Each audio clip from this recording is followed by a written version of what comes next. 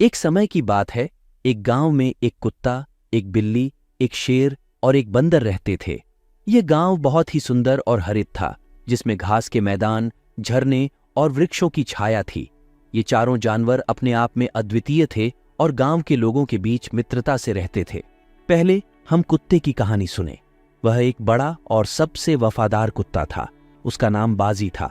वह हमेशा गांव के लोगों की सुरक्षा करता था और उनके घरों की रक्षा करता था। बाजी का सबसे अच्छा दोस्त बिल्ली थी।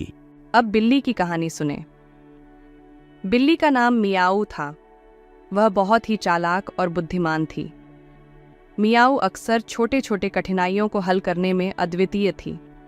वह बाजी के साथ हर बार उसके साथ रहती थी और उसकी मदद करती थी। अब हम शेर की कहानी सुनते हैं। शेर का नाम राजा था। वह गांव के अंदर हमेशा अपनी भावनाओं को छिपाए रखता था। राजा को अपनी शक्ति पर गर्व था, लेकिन वह हमेशा अकेला महसूस करता था। बाढ़ के दौरान बाजी ने सभी को उनके आपसी अंतर को भूलने की सलाह दी और सभी को एक साथ काम करने की प्रेरणा दी।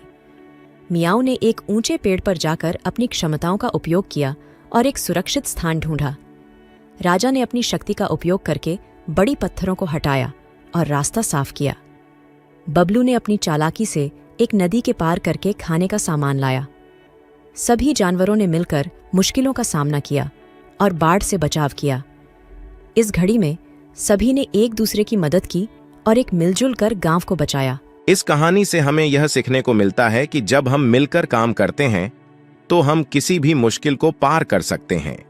एक दृष्टि से यह भी प्रतीत होता है कि हर जीव का महत्वपूर्ण योगदान होता है और सभी को एक दूसरे का समर्थन करना चाहिए।